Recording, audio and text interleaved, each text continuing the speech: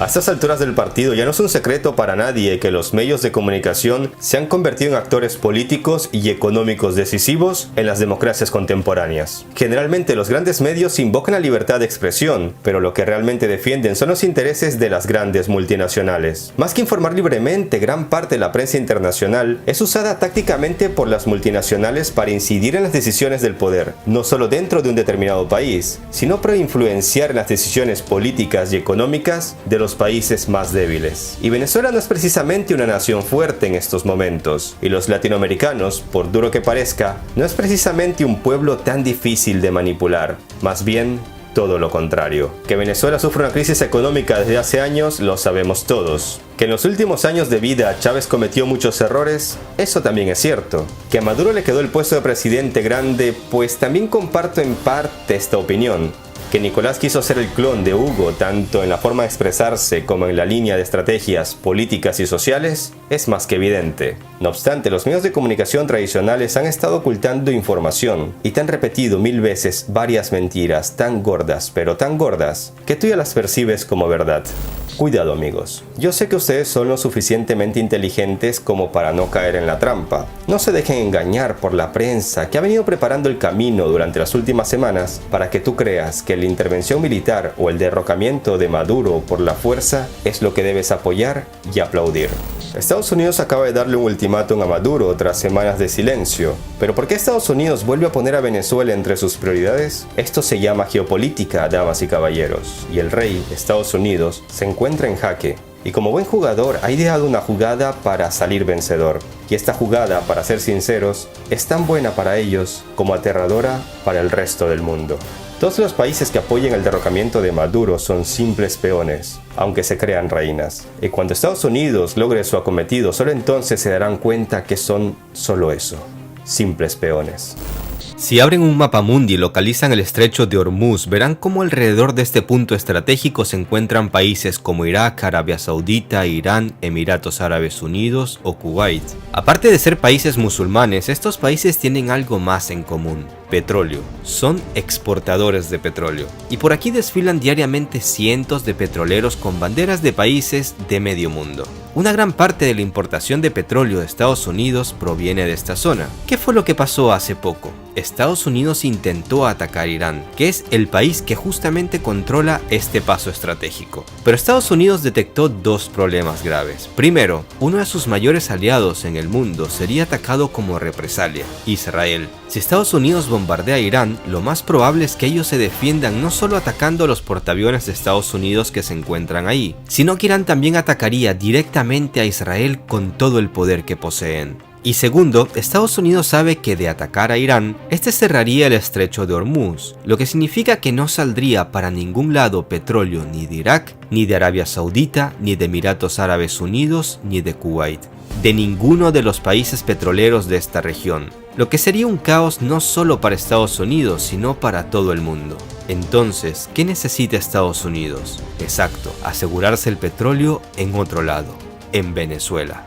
El petróleo que sale de Oriente Medio hacia Estados Unidos tarda unos 45 días en llegar a territorio estadounidense. Tiene que bordear África por el sur y subir hasta el Caribe. No es difícil darse cuenta mirando el mapa de la gran diferencia si se exporta el petróleo desde Venezuela. Y si ese hermoso petróleo tan deseado por todos por las características que posee es explotado por las multinacionales de Estados Unidos, entonces estamos hablando que Estados Unidos tiene asegurado el oro negro por décadas. ¿Y Guaidó?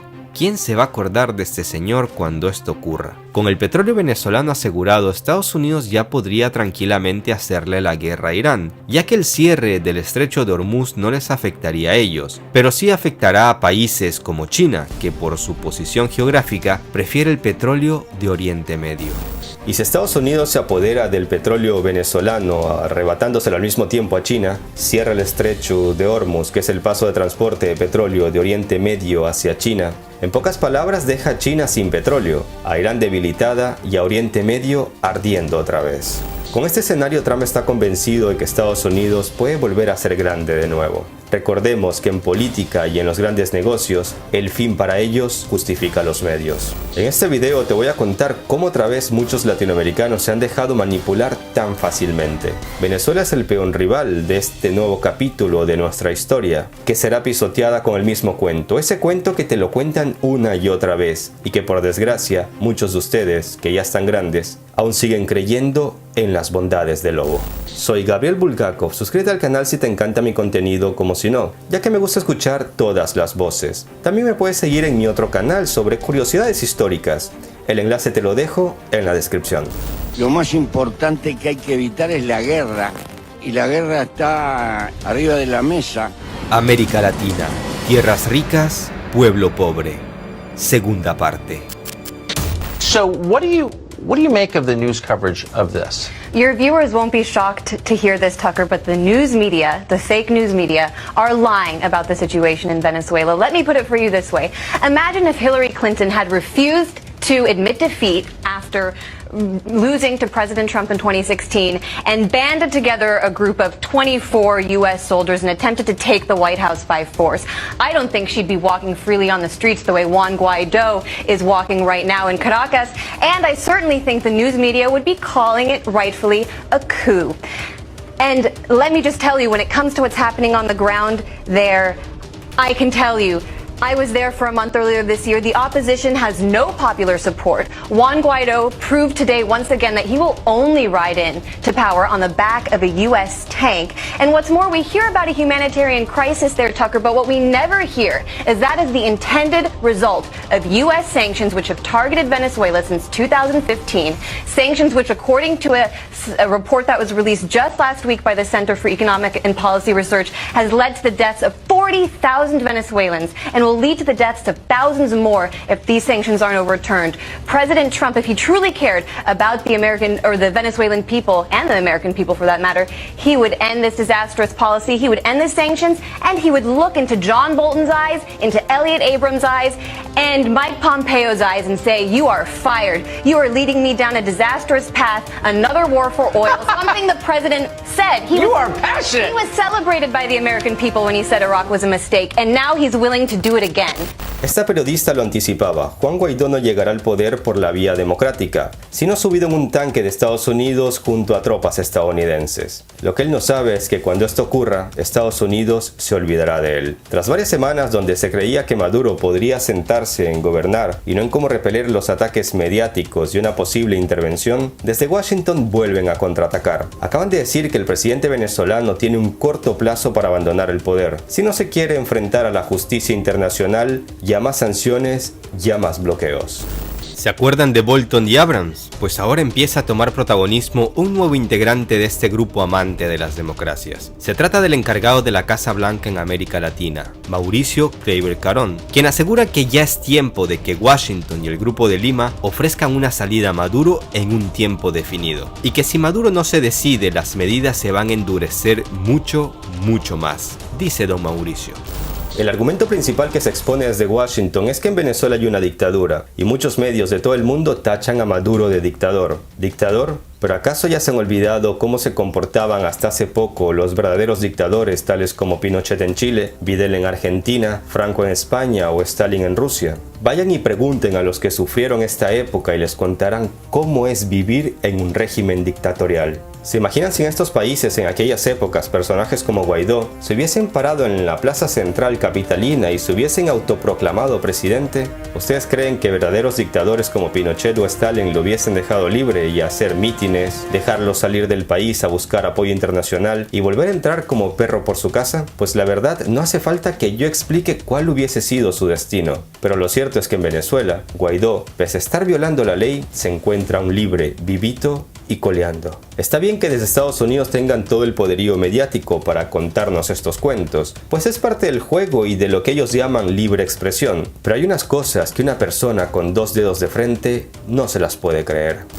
¿Por qué estos políticos de distintos países que no comulgan con Maduro no piden elecciones en Arabia Saudita, por ejemplo? Pregunto yo. Y eso que en Arabia Saudita las mujeres tienen casi menos derechos que un perro en cualquier país occidental. ¿Por qué no reclaman esos derechos para las sufridas mujeres sauditas y para ese reprimido pueblo en general? ¿Por qué los grandes medios no nos cuentan lo malo que es este país, no solo en materia de derechos humanos? Pues es fácil de explicar.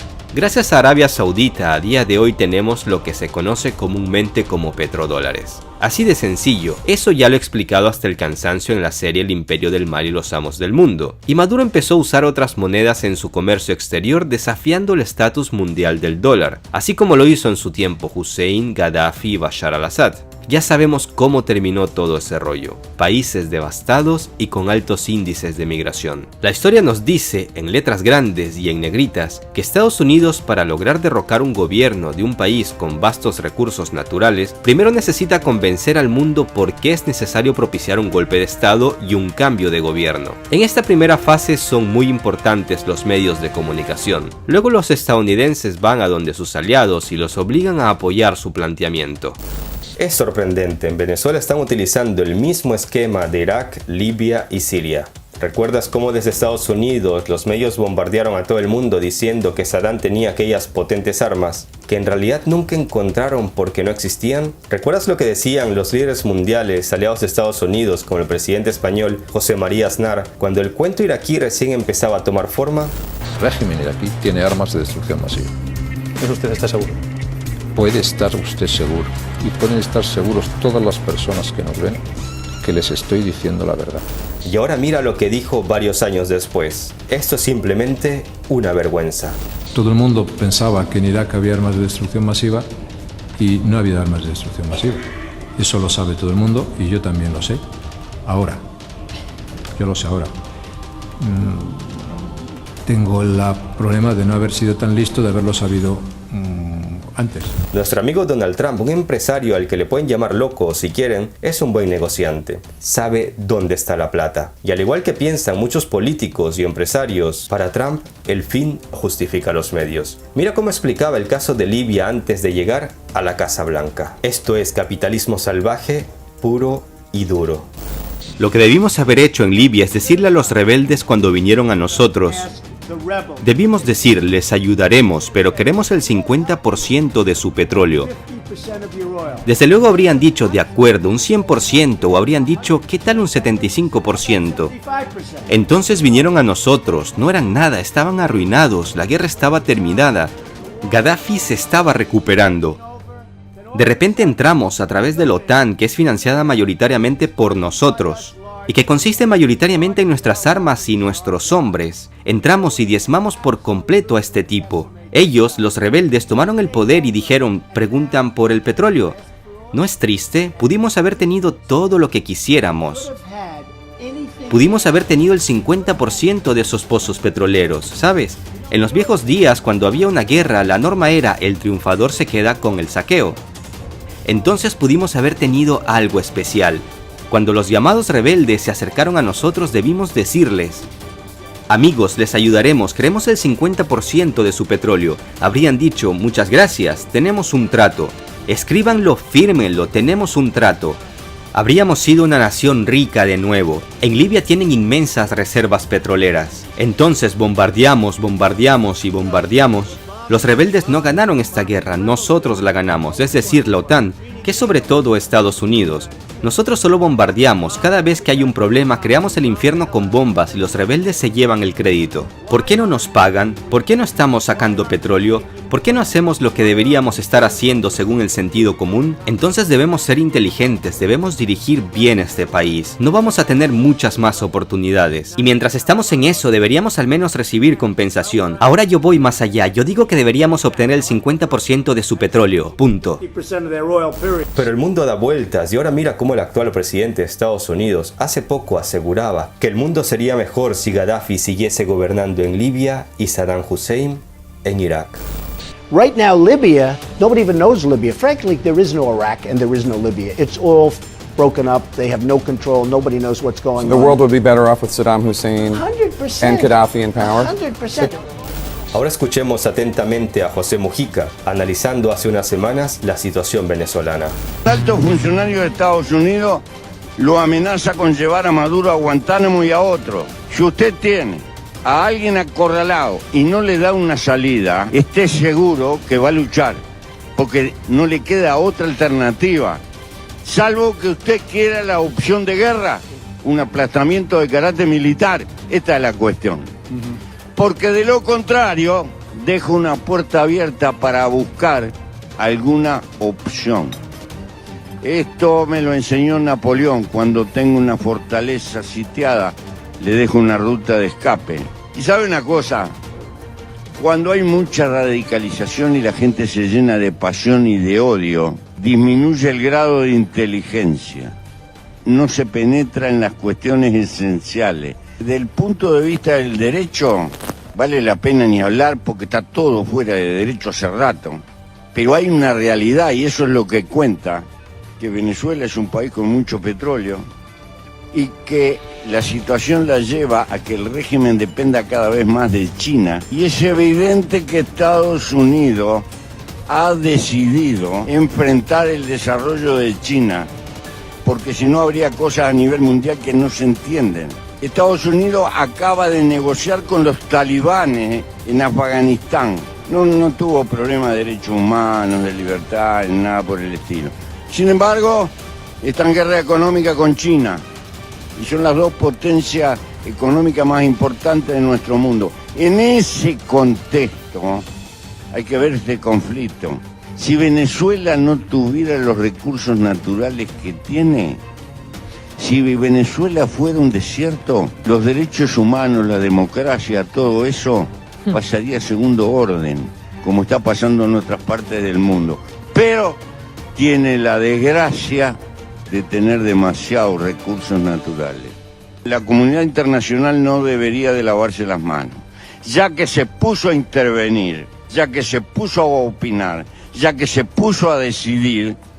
Bueno, que asuma la responsabilidad en forma directa de movilizar elecciones de alguna manera con garantía internacional en Venezuela. Cuando usted mira al mar, lo que ve son las olas, pero el mar no son las olas, es mucho más. Bueno, hay una realidad, una bulla bárbara, mucha información, pero me parece que lo más importante es de lo que menos se habla, que está abajo. Y así es como lo analizaba López Obrador, el actual presidente de México, antes de llegar al poder. Todos los días es Venezuela. Todos los días es Venezuela. Y te llegan a decir algunos ciudadanos, acabo de estar en Tabasco y en el aeropuerto me encuentro a un paisano y me dice: Andrés Manuel, qué grave lo de Venezuela, ¿verdad? Sí. Y me lo dice al día siguiente de una masacre en el reclusorio de Acapulco. Sí. Y a 3 días de otra masacre en Chihuahua. Y a una semana de otra masacre en Veracruz. O sea, te estoy hablando, los muertos son seres humanos. Y esto no es una cuestión cuantitativa. En el caso de Venezuela, no sé, 50, 60 muertos. Muy lamentable lo que está sucediendo. Sí, pero en nuestro país sí, tenemos 50, 60 muertos por semana. Y resulta que por efecto de los medios, en una estrategia hitleriana, que es Goebbels, ¿sí?, la mentira que se repite muchas veces se convierte en verdad, el manejo y la manipulación en los medios, ¿sí?, atonta. Países latinoamericanos como Colombia, Brasil, Perú y otros de Centroamérica tienen problemas de sobra como para meter las narices y apoyar una intervención en Venezuela. En la actualidad, Venezuela se encuentra rodeada por más de 30 bases militares de Estados Unidos y la OTAN. Estas se encuentran en países hermanos como Colombia y Panamá, pero también unas pequeñas islas que se encuentran al norte de Venezuela, y a pocos kilómetros como lo son Aruba, Curazao, Martinica o San Martín, y también hay otras en Guyana y Guayana Francesa. Es decir, Estados Unidos tiene dónde plantar su bandera y atacar un país soberano en nombre de la democracia. A mis hermanos latinoamericanos que apoyan una intervención militar en Venezuela, los invito a buscar en Google cómo ha quedado Siria tras una guerra orquestada por Estados Unidos y luego contesten con el corazón si es eso lo que quieren para un país hermano latinoamericano. Si aún no te convence que la intervención militar en Venezuela no es la vía para solucionar la crisis en este país, te recuerdo que la ola migratoria de Venezuela hacia tu país crecerá aún más. Soy Gabriel Bulgakov. Si te ha gustado el video, dale like y compártelo con tus amigos. Suscríbete si aún no estás suscrito y recuerda que si te gustan las curiosidades históricas, me puedes seguir en mi segundo canal. Se llama Gabriel Bulgakov. Te dejo el enlace en la descripción. Hagan el bien sin mirar a quién. Un abrazo a todos. Hasta la próxima.